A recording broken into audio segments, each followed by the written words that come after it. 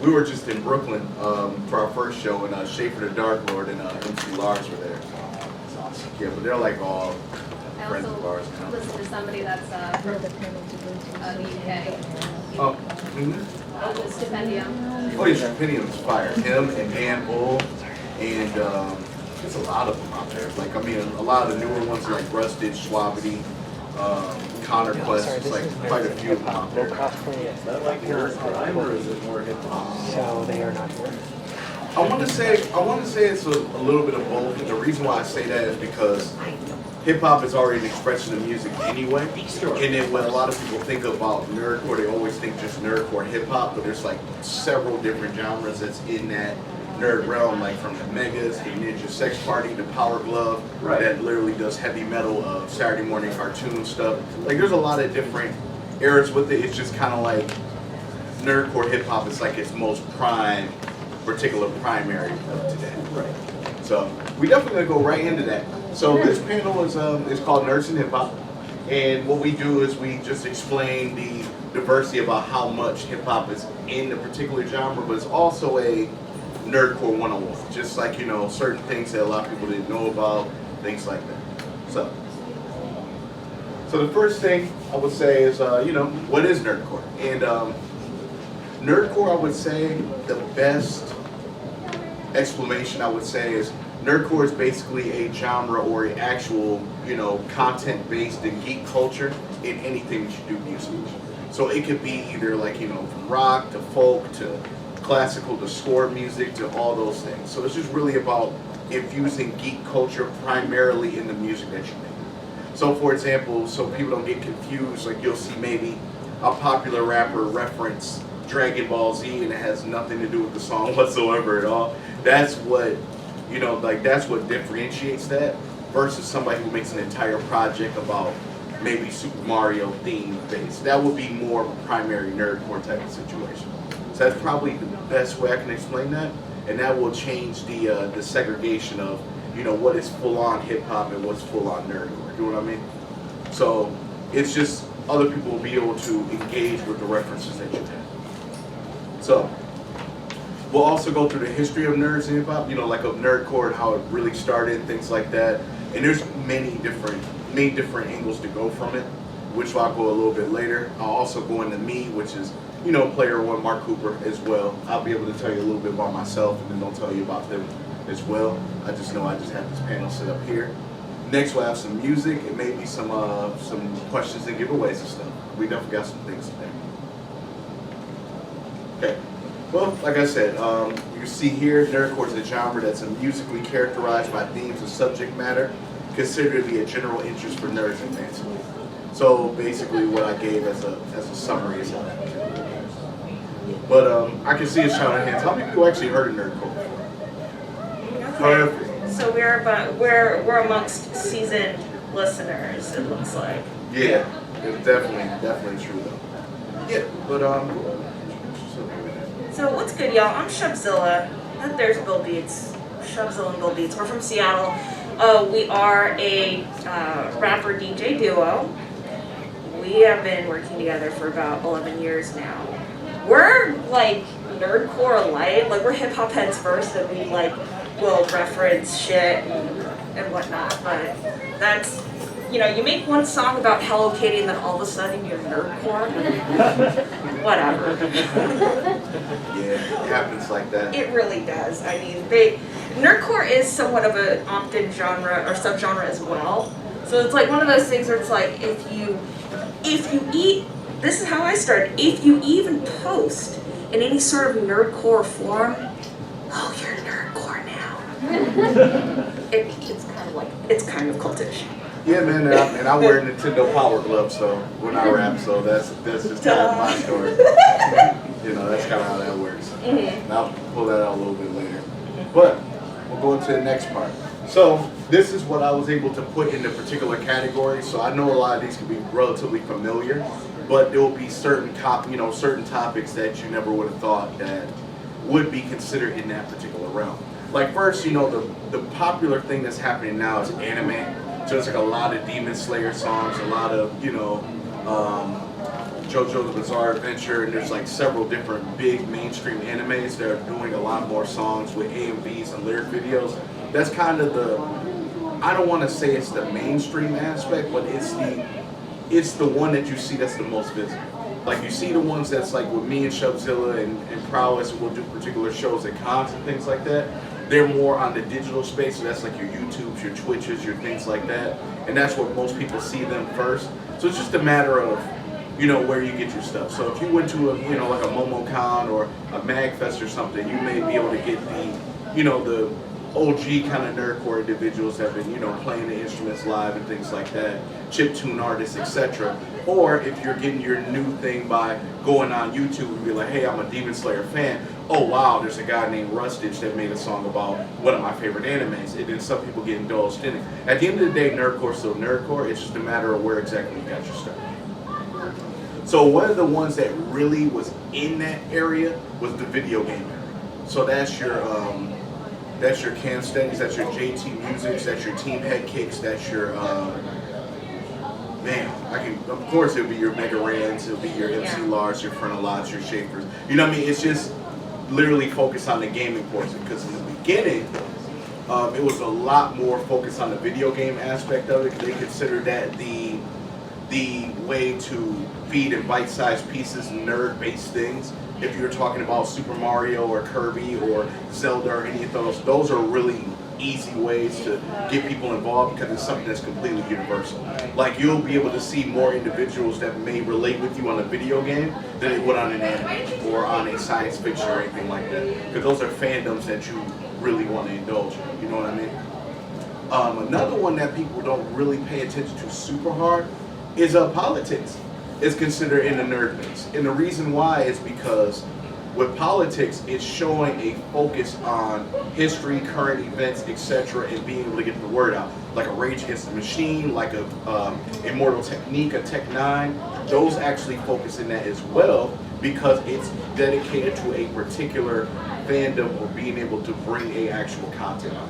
And that's the more aggressive aspects of it. So MF Doom is dipped in it a little bit as well. Kool Keith, Del the Funky Homo Sapien, like they all have those particular things. Especially, you can also think of Wu-Tang Clan as well, using the Kung Fu and Japanese culture to put those things together as well.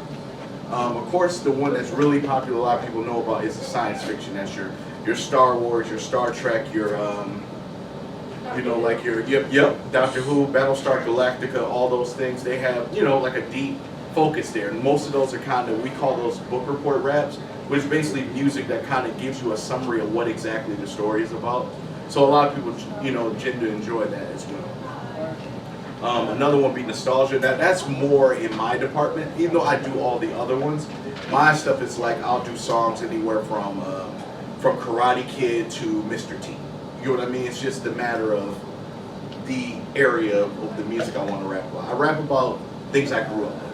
And that's, you know, from like heavy things into Power Rangers. I'm really big into those. I'm into anime, the older video games, Nintendo, Super Nintendo, things like that.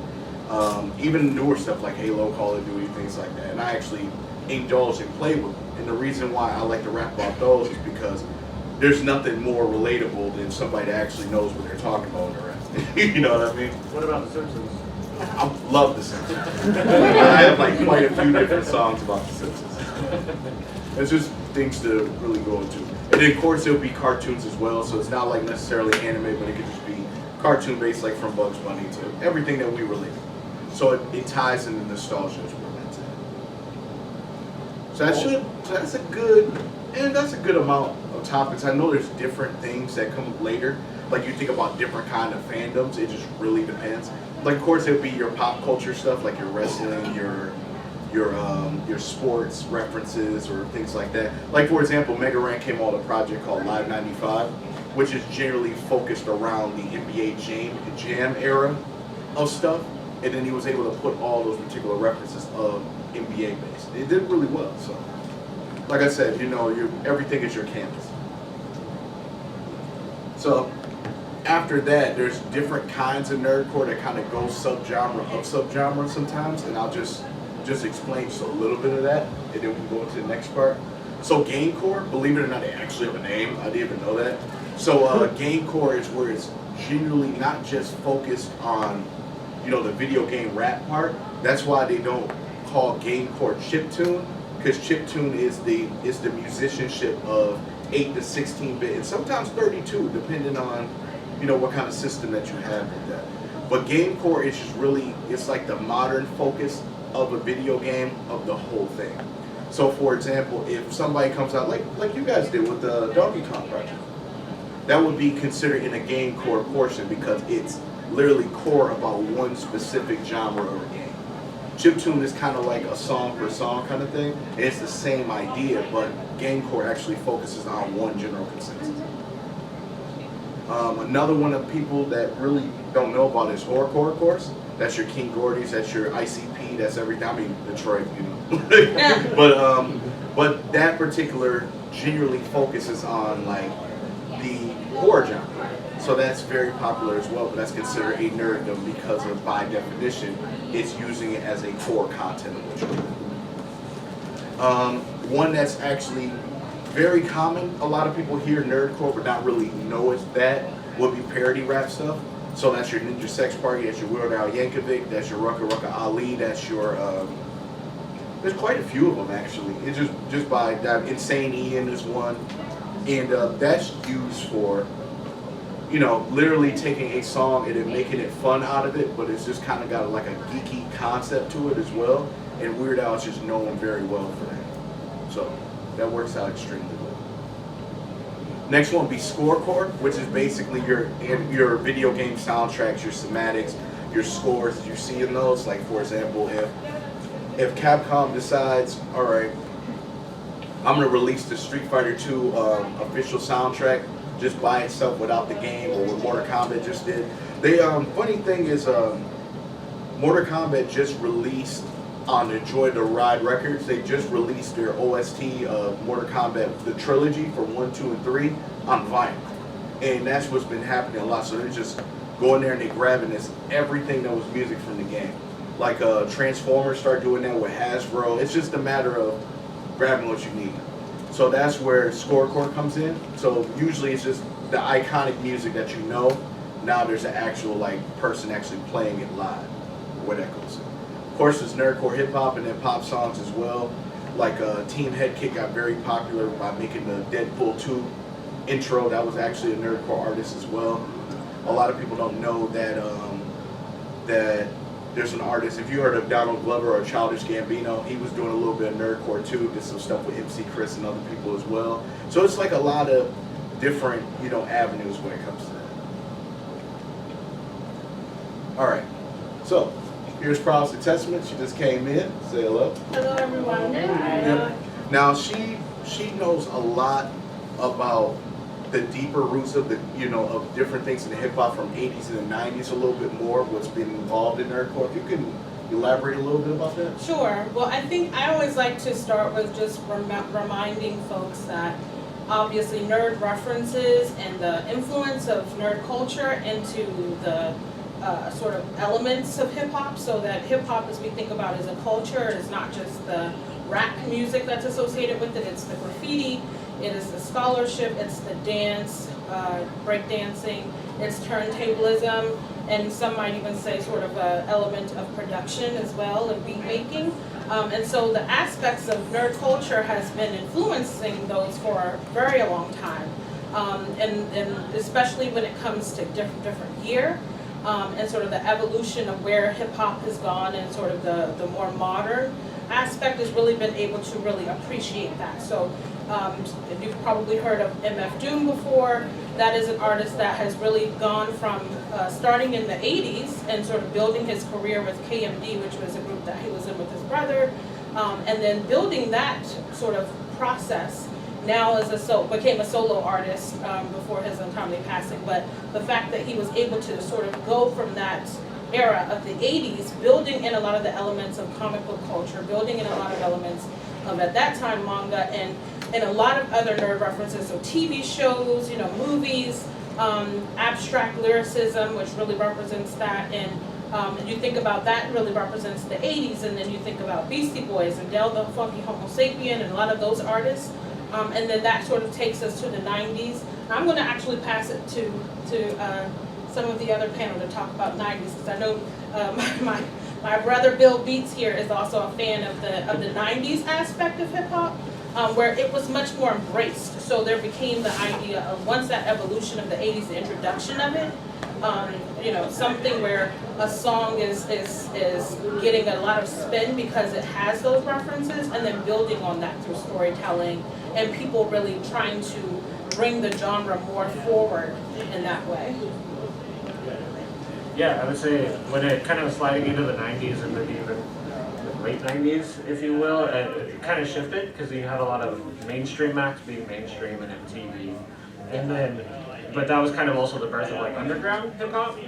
And a lot of underground hip hop kind of went the nerd route, if you will. So talking about, you know, games and comic books and all that stuff, and really digging into that and just being like, hey, we're going to be different than what's on the radio. So, I mean, there's so many. There's so artists. many. Even I was thinking there's an artist, you probably heard Run the Jewels with LP, and the fact that his label prior to sort of with Killer Mike was Def Jux, and there was a group on that label called Cannibal Ox, who their album Cold Vein was all based in Gotham, but LP's previous group was actually the whole entire thing is focused on anime and focused on nerd culture. So in a lot of video games and comic book references and the interludes, all of that. Fun Crusher Plus. So yeah, Company Flow was LP's previous group prior to Killer Mike and Run the Jewels. Yeah, they had a lot of like back and forth with other groups, and they kind of were called out as being nerd rappers before nerdcore was a thing, and they were like, you guys are nerds. And it's kind of funny now looking back, and you're like, now it's like a whole genre. Most definitely. So, like I said, you can see from Prowess and from Bill Beats that they were saying, of course, it's starting all the way from the 80s and things like that. I mean, we can even make the debate about it starting in the 60s because of like all the particulars, you know, when Star Trek was coming in, and then it was the Robinson family stuff. They would consider folk music would be that because it has that particular element of a particular genre, the medieval times, all that. So you can you know, just go as far as possible. That's why for Dungeons and Dragons you can think different. Lords of the Rings. Yep. Lord of the Rings, Yeah. Mhm. Now they have Bard Rap that really came out of a lot of tabletop gameplay.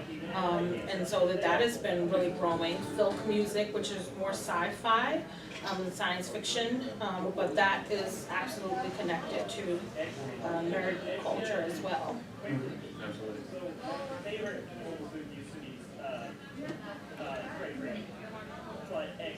Mark Cooper is running away from the slides and pulling up something else. We're gonna be, the remainder of this panel is just gonna be a bunch of memes. That's all right. Buckle up. Okay, so these are one of the music videos is actually when you can see a little bit more of the earlier 90s that's actually taking advantage and putting things in video games. So this is the Masters of Funk here. I think you still got whatever Big Head played. That's not that guy. Yeah, I think we still have Spotify. Spotify on. Spotify still. Oh no. No, that was a remix we were before. Well, I'm not even playing music, that's fine. I'm DJ Invisible because I ain't playing music. Oh, There we go. There we go. and you got fun. All right. Music finds a way. Yeah. Andy, I think we fit like right at home. I don't think I've ever seen this. But you haven't? The thing is, like, a lot of this aesthetic is coming back in effect, is in fashion now. Like, I just completely cancel this thing. That's not a read, that's just fact.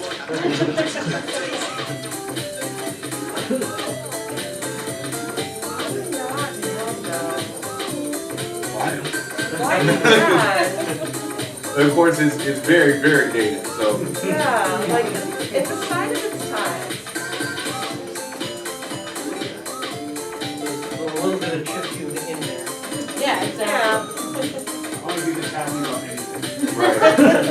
Oh, right. Same. Relatable. I bet you this video budget was like $4,000. No. It's gonna be the choreography. But 3,000 was for the choreography alone. Yeah. Just for the IP rights to use Marty. And that, Yes. I was gonna say. and, yeah, and that's a whole different conversation that we can talk about. Yeah, oh, About properties IP and and whatever. Yeah. IP.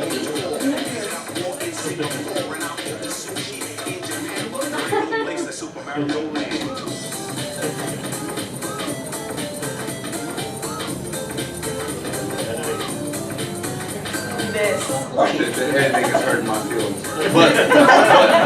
But you get the gist of what I mean. Yeah. Mario tried his best, yeah. Yeah, exactly, right? Mario's trying his best, y'all. I mean, those are some times. What year was that from? 92. Yep. So this was a promo for the one. I think it was one of the Game Boy games when they were doing that, and they were. With Link too. I remember they did a rap for Link as well. Yeah. They did one for America. They did one for Japan as well. Yeah. Right. So when it came to that, they started merging those together. It was just like a soft way of being like, okay, marketing-wise, this might not be too standoffish, but it can still move numbers where it needed to. And this is around the rollout where every video game got a cartoon, and we couldn't understand why, you know? Yeah. It was like that 90s, 80s era, so any big pop culture fixture either had like the package of, oh, you get not only get a cartoon by the same person, but you also get a, you know, your own cereal box and get all those. So that's where all the Rambo and Mr. T and all those cartoons came from. It's just the way of marketing that we're doing now. And when consoles were starting to get popular with Nintendo and all that stuff, that's when they started marketing more into this. So this was their beginning marketing until later on when Sega would be like, okay, now we're going to bring Sonic out. So this was their main chart of defense, just kind of combine it with hip hop, which is a newer genre, and they just trying to combine together. So a lot of people get this confused, and I just want to make sure that everything is. So the term nerdcore hip hop was coined by MC Frontalot with it, but as you know, just by explaining the history of it and everything, it's not created by him, but the actual term of the actual rollout was coined by him for the term. So just by knowing from MF Doom to Wu-Tang to Weird Al and all those things, you know, those were way before. But he is one of the people who coined the term of the genre, and then a lot of people started getting awareness from it. So that's where, you know, you see Frontalot, you see Large, you see MC Router, you see a lot of different individuals in that around that time. But Chubbs, actually, what do you think about it when it comes to the term? Because I know that you've been around it a while, and I'm a little bit newer. So. Okay, well, I mean, you did a very apt and succinct summary already of what nerdcore hip hop is.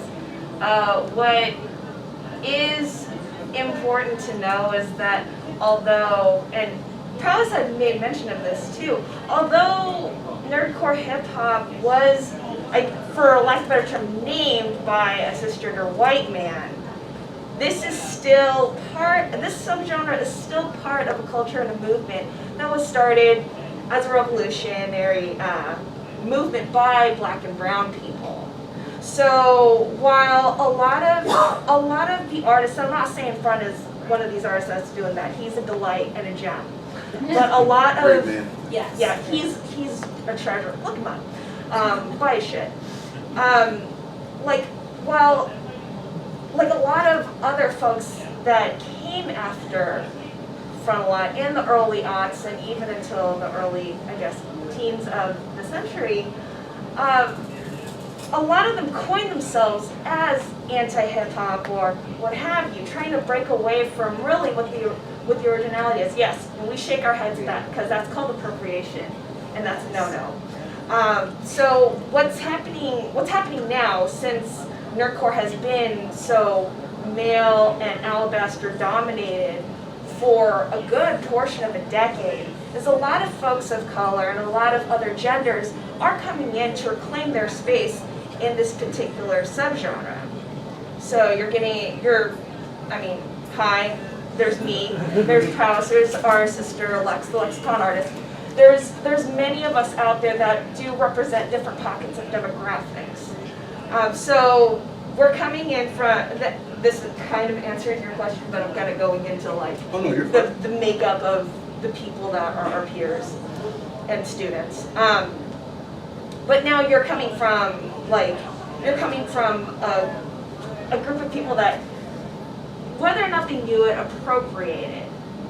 And we're bringing it back to what it really is a subgenre from a culture and a movement. And we're using that to not only have some self-expression, right, but especially with some of the events, the recent events, some of the news that we might have heard in the past few hours, we're also using it as a voice for revolutionary push. In that case, it is no different from hip hop. You know, it's just a matter of how it's packaged, and again, how people opt in on that term, right? Because somebody on mainstream can use you know, like a game reference or a little snippet of an OST that we're all familiar with, but not call themselves that. It's all a matter of how it's packaged. And honestly, just be proud of it. You know what I mean? As in, if we love our fandoms, that's why we're here. That's why we cosplay. That's why we love the things that we do. And sometimes it can be, you know, kind of not necessarily disappointing. It's just that, you know, we're in an era now that if we walk outside, we're gonna see people who were never part of, like, really like Marvel or anything like that, referencing Iron Man, and you know what I mean? You know, that kind of, they just found out about it because they found out it was actually cool. But when we were in high school or middle school, a lot of people gave us a lot of flack for that. You know, for liking certain fandoms. They were, you know, we turned into introverts and really didn't want to be around the world because of how they treated us, you know? And now that nerd culture, it just seems like watching Revenge of the Nerds and seeing the betas literally go into, you know, like when they, if you've seen Revenge of the Nerds, like literally went in there and destroyed their particular, you know, like frat house, but instead they came in there and be like, oh, I like Dragon Ball Z now, so move over. You know what I mean? That's what this era feels like. So it's like, we just gotta stick together with it. You know what I mean? Be appreciative and love the things that you love. And that's the whole point of the nerdcore for me. You know what I mean? What it means to me is being able to spread the, you know, the likeness of geek culture and, you know, and spread it with all the people I care. And that's kind of the reason why I make that music for sure. Not kind of, as And I want to touch on what you said there, Mark, because it's also too, like, yeah, sharing the love of like what you're interested in through a musical medium, but also introducing that to folks that might not know about this.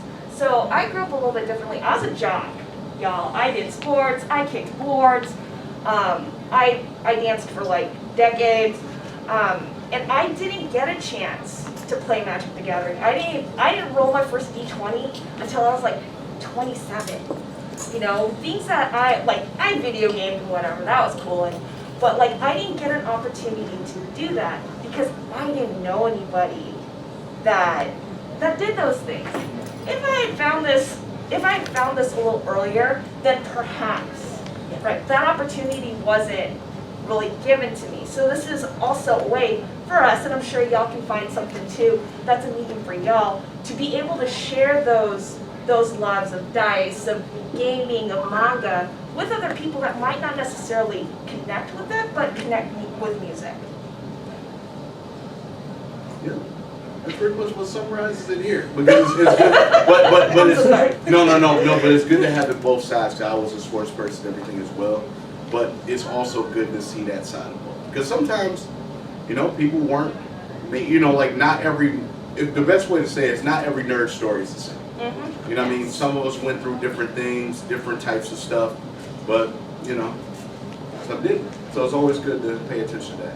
So, now we're in Nerdcore today, which you pretty much summarized there. And this could be a giveaway. I'm trying to see here. I left my blue bag in the car, didn't I? Yes. I sure did. Okay. Well, I can think of some questions here. So make it a little bit easy. So I got some stuff I can give away, like I have a little bit, a couple CDs and things like that, merch, things like that. I know they do as well. It just really, really depends. Okay, so first question, I'm just gonna call somebody. I need somebody to name me, besides us, Yeah, like that's, 5 nerdcore artists. probably know that. All right, go right ahead. Probably one very people know Sabaton, Okay. along with history, Yep. Yeah. bring it back to life. Mm-hmm. Obviously JT Music, Yep. EA Games, Yep. Stipendium, Fire. There's a big one out there. probably gonna say.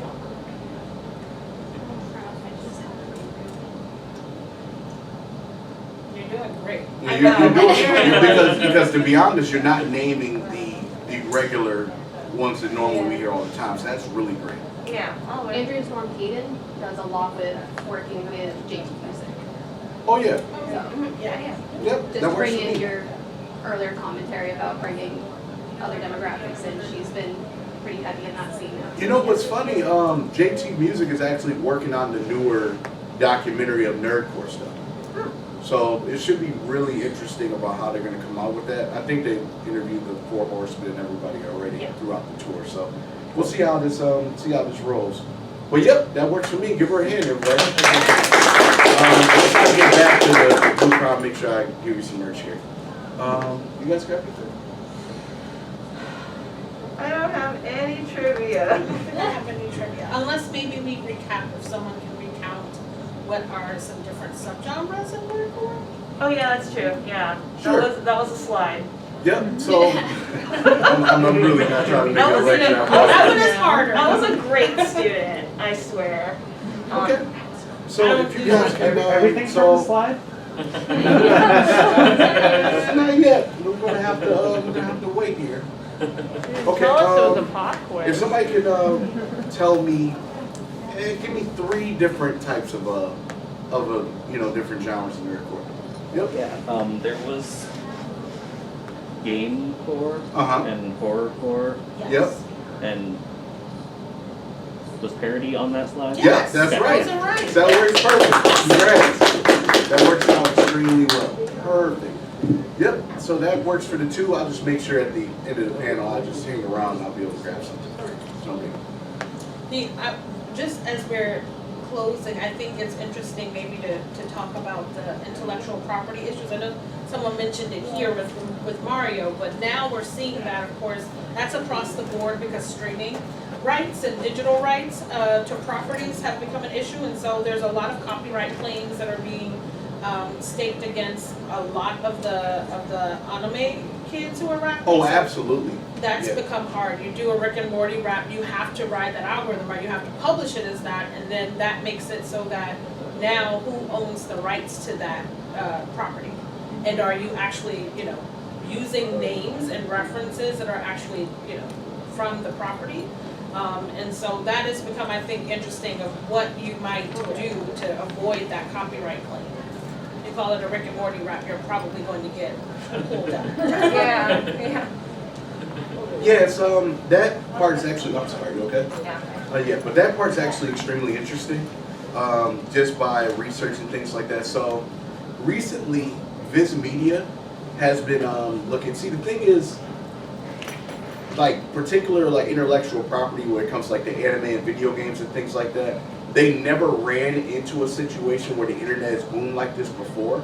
So, a lot of brands may not like the particular content that's used for their brand, because technically if you're making a Rick and Morty rap and it's got like a lot of rude stuff or profanity and things like that, they may not want that to represent their brand. But because of the algorithm, when they get pulled up, let's say it was another company, maybe Netflix or something, wanted to look at a particular show that had that, so they can be able to see if they can work some deals out, and their marketing team may look and be like, hey, I see your content, but we also see that it's dragged with other individuals that are alike of that content, a fan base, but it could be offensive. You know what I mean? So they can look at a brand and be like, you got a lot of different things that hang behind this. I'm not sure. And that's what Team 4 Star was going through.